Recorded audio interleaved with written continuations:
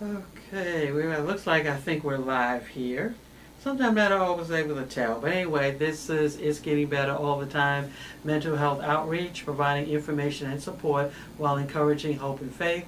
You can log on to our website at www.igbattmho.org. And what I wanted to talk about today, the title of this broadcast is Get Help, Rest in Peace, Officer Ware. Again, get help, rest in peace, Officer Hare. Officer Hare. Who is Officer Hare? Okay, Officer Hare Officer Matthew Hare, Hare, was a 22-year-old officer who was recently killed in Easley, South Carolina. He was responding to a mental health crisis. He responded to the mental health crisis, and he was attempting to help the person off of the tracks. He saved the person, the person experiencing the mental health crisis, but he unfortunately lost his life. He was 22 years old, I believe. He was 22, young man. So Officer Hare, Matthew Hare, Hare, is an police officer in South Carolina who responded to a call. He responded to a call, a person experiencing a mental health crisis. He responded, and tragically he lost his life. For those of you, again, who've been following me or I've talked about these things before, it's important that everyone understands that there is help for mental illness. There is help. When we're talking about severe and persistent mental illnesses, we're talking about those illnesses that are so severe that they impact all aspects of an individual's life. We're talking about illnesses that are so severe that they fluctuate in intensity. When you're talking about severe and persistent mental illnesses, 9 times out of 10, you're always talking about some type of medications being involved, right? It's important. When we're talking about severe and persistent mental illnesses, one of the hallmarks of a severe and persistent mental illness, whether it's schizophrenia, whether it's bipolar, schizoaffective, is what we call psychosis. What is psychosis? Psychosis just means a person is out of touch with reality. When a person is out of touch with reality, that's where they may feel like, I may not need to take my medications, I may feel like people are out to get me. Basically, they're out of touch with reality. When a person is out of touch with reality, it's important that we get them help. That we don't stand by and wait until they get to the point of no return. Because here's the thing, when we're talking about relapse, when we talk about severe and persistent mental illnesses, relapse doesn't happen overnight. It's not like a relapse, you find at 8 o'clock Monday morning and then 8 o'clock Monday night, you're not fine. The only time you see those drastic changes pretty much is when there's something like a substance involved. But when there's no substance, we're talking about symptoms that there are steps that we go through. The active phase, the prodromal phase, we have different steps that individuals go through. So when and I've said this so many times, people don't agree, but I'm standing on my statement, is that anytime you have to have a police officer to respond to a psychiatric emergency, as far as I'm concerned, that is a treatment failure. Somebody failed that individual. Police officers should not have to respond to psychiatric emergencies, right? Or psychiatric treatment. Jails and prisons should not be the biggest treatment facility for individuals with severe and persistent mental illness, for the mentally ill. It shouldn't be that way. And what we do in America, especially, we have a way, we blame people, right? But we don't look at, number one, ourselves in the mirror. Number two, we put the blame on the wrong groups of people. While we shouldn't be blaming the jail. The jail is the jail. The jail is for people who commit crime. The jail is prison. It was never designed to be a mental illness clinic. It was never designed to be a mental health clinic. Why don't we put the money and the resources where it's supposed to be, i.e. in the mental health clinics, that are really serving people with severe and persistent mental illness, not just clinics who are doing classes, not just clinics who are giving out, water bottles and things like that. That's great. But we're talking about, let's put the emphasis where it needs to be in dealing and getting people with severe and persistent mental illness the help that they need. Let's put the money in dealing and focus on individuals with psychosis, people with severe and persistent mental illnesses, because with severe and persistent mental illnesses, it may go like this, right? So a person may be fine. There's some people who are fine for a while, and then some people may relapse. But the goal is that when you see a person start to trend down, we want to get treatment there before they go back into the state of psychosis, right? This is where the money needs to be. The money needs to be not just in other classes and, feel good things, which is wonderful and great, and I'm not knocking those, so I teach some of those classes myself, but we need to have that money where it needs to be. The resources needs to be where it needs to be. See, one of the reasons why we don't want to put money, some of us don't want to put effort, we don't want to, deal with severe and persistent mental illnesses because it's not easy. It's not easy. It's difficult. It's challenging. Everybody doesn't want to do it. It's easier to work with people, a certain group of people, than it is to work with people who really need the help. And that's really sad. So you have a 22-year-old officer who lost his life. He was trying to help a man off of the train who was experiencing a mental health crisis. Right? That's sad, because it shouldn't have to be there. But this young police officer, should not have had to lose his life. Because where were the resources? In the United States, where are we doing with the money? Why are we waiting until the crisis? Why do we wait until someone has to lose their life before we start thinking about severe and persistent mental illness? Why do we always make it a political issue? The Republicans come up with a plan, the Democrats have to come up with something better.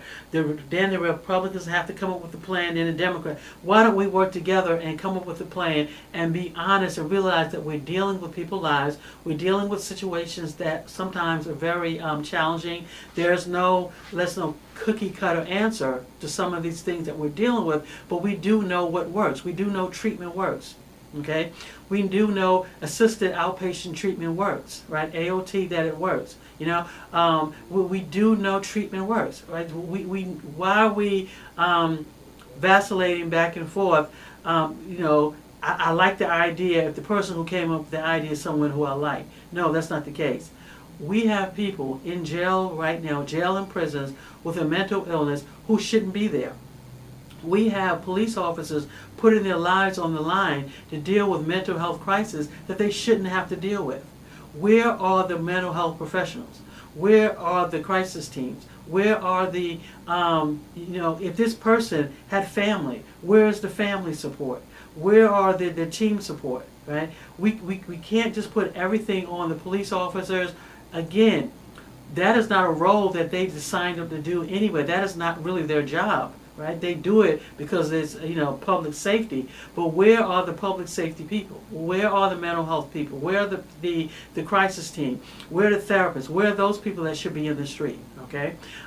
So again, when we look at this was a crisis that didn't have to happen. It didn't have to happen because by the time a person has a psychiatric emergency, there are so many things, there are so many areas, there's so many other people that could have intervened before it got to that point. By the time, because again, it doesn't happen overnight. Relapse doesn't happen overnight, except in cases, like I said, when we're talking about substance. But it doesn't happen overnight. If you have a loved one with a severe and persistent mental illness, or you're the person with a severe and persistent mental illness, number one, you have to understand you're dealing with a chronic illness. It's a chronic illness. Just like any other chronic illness, it has to be managed. Just like if you have hypertension, just like if you have diabetes, just like if you have, any other illness that's chronic, it has to be managed. Lupus, it has to be managed, right? These are illnesses that even with medications, they may not necessarily go away. The symptoms may go away for a season. The symptoms may be worse some days they may be less, but it's an illness that you have to manage. So number one, when you're dealing with a severe and persistent mental illness, such as schizophrenia or bipolar, you have to understand that this is an illness, a chronic illness that has to be managed. Two, just like any other illness that has to be managed, you're going to have highs and lows. Some days symptoms are worse than others. Right? The symptoms do not go away. They have to be managed. Three, part of managing a severe and persistent mental illness as a loved one or the person that's dealing with the illness is understanding what your symptoms are. What are your relapse signs? Everyone needs to know, what are the relapse signs? What are the signs that you can tell within yourself, the signs that other people can tell by looking at you, that something is going on, that there's a change. What are your signs? Everyone should know those signs. These are my relapse signs. You should know your relapse signs versus your reoccurring signs and symptoms. Because there are some signs that may not necessarily indicate a relapse, but it's just part of the illness. It's just part of who you are. Like sometimes people will say, who deal with auditory hallucinations, and they know they deal with auditory hallucinations. They may say, yeah, I hear voices, but I don't hear them that bad. They're just like a mumbling, right? So this is someone who, they know what their symptoms are. They know that the mumbling voices is just part of their illness. It's part of their particular, it's part of their symptoms. It's part of the things that they deal with, right? So from what they do is use that as a barometer. Everyone around them, their family members, use this as a barometer. They know that the voices usually, my persistent symptoms are usually voices that sound like a mumbling. I really don't hear it, right? But they pay attention to themselves. And they notice that when the voices start getting louder, then they know that there's a change. Their loved one around them, okay, what's going on? The voices are starting getting louder. I don't know whether I need to have a medication change. What is going on with me? We know from severe and persistent mental illnesses that from managing the illness, that stress is a trigger. And the stress doesn't necessarily, stress can be anything good or bad, right? We know that. But stress is a trigger. So when you notice that normally your baseline symptoms are, maybe your voices are really low, sound like a mumbling, but you notice over the last few weeks that the voices are starting to get louder, you can begin to ask yourself, what's going on? What's going on with me? Your loved one can begin to ask what's going on. Oh, okay, something going on at work I'm stressed out about. I can begin to talk about it. Oh, I forgot to take some medications. Maybe I need to reach out. Maybe I need to do some self-care. You can begin to, your symptoms, your baseline symptoms can be an indicator. It can kind of a barometer to let you know what's going on with your illness, right? Just like when people I see who are diabetic, they will say, I feel like my sugar is going down, right? They can tell. I don't know how they can tell. They can tell, and they'll say, oh, I need to get a mint. I need to drink a soda or something. Because they can tell that there's a change within their body. It's the same thing with severe and persistent mental illnesses. Once you understand that you have an illness that needs to be managed, you will begin to know what your symptoms are. Again, as a person who is living with the illness, and also as the loved one who is managing the illness, or who is monitoring the illness, or you're walking through this with your loved one. You'll begin to pay attention to what's going on with the illness. So again, these symptoms are there, these baseline symptoms are there to let you know when things are starting to change. When you see things are starting to change, you want to kind of, again, as I said before, catch it before it gets to that point where we're looking at now where a person is in an acute phase. We're looking at that point now that that person is actively psychotic, meaning they're out of touch with reality, meaning it's definitely hard now to kind of reason with them. Now, when a person is actively psychotic, we're looking at an inpatient hospitalization, or we're looking at some type of intervention, medical intervention. So again, relapse, psychiatric relapse, doesn't just happen overnight. We have to begin to take some responsibility, we as a society. Are we pushing, what are we saying to our politicians? Where are you guys putting the money? Every time they come up with some really good, feel-good mental health program, somebody needs to ask, okay, that's really great.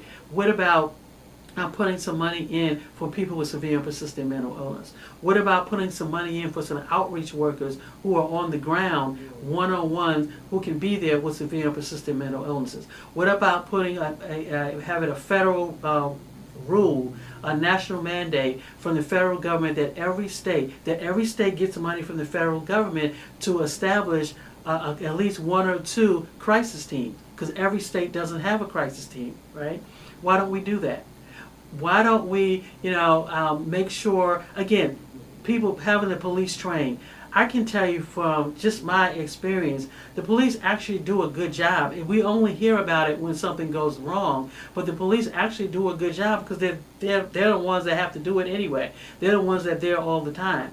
So again, getting police trained, giving them more mental health training, I think that's great.